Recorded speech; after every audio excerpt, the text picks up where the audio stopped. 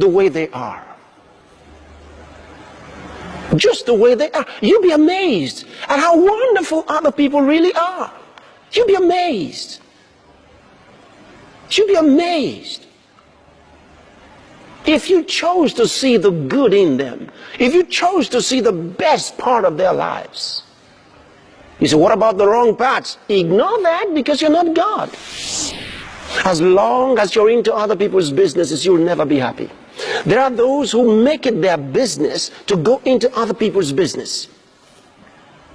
They always have news for someone else. Guess what's going on? I mean, they are responsible for breaking news. That's their job. And they are living a frustrated life and they don't know why.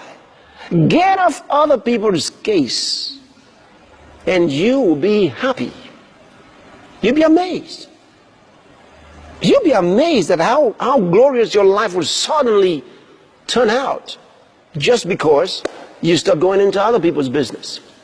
Because the more you go into their business, the more you judge them. Because you judge them now. You think all kinds of thoughts about them, and they're never good enough. There's always something wrong with the other guy. So we become critical. We don't like them, and they've done nothing to us. It's interesting that a lot of times we don't like people who we have never even met, and we just have a dislike for them.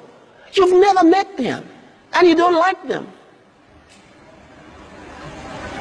No wonder you're frustrated.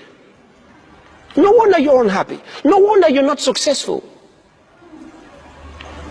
How could you just decide you don't like that fellow?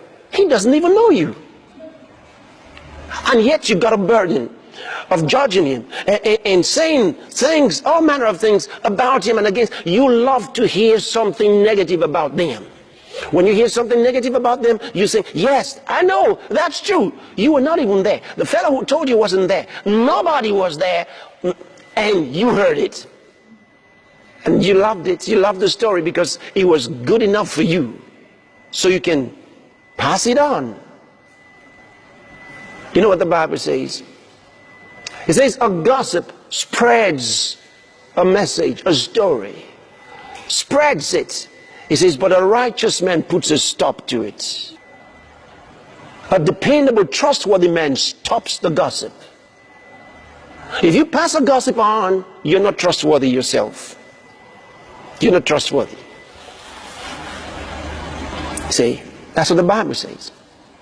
So if you keep passing the message, you're just as bad as the one who started it in the first place. So what you do is, you stop it. You put a stop to it. If the story got to you, you put a stop to it.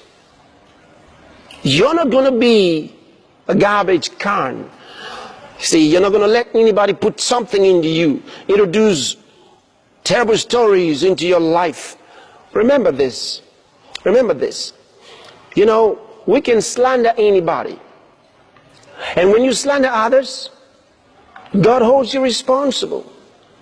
See, we should never tell stories that make other people dislike those we're talking about. It's wrong. God never wants us to participate in that. He never wants you taking a story that causes your hearers to cultivate a dislike for someone you're talking about. Our responsibility is to give a good picture of others. You say, what if they're that bad? Well, then don't talk about it. Don't be the one to help others hate others. Don't project and propagate hate. Propagate love. Because you are the offspring of love. That's who you are.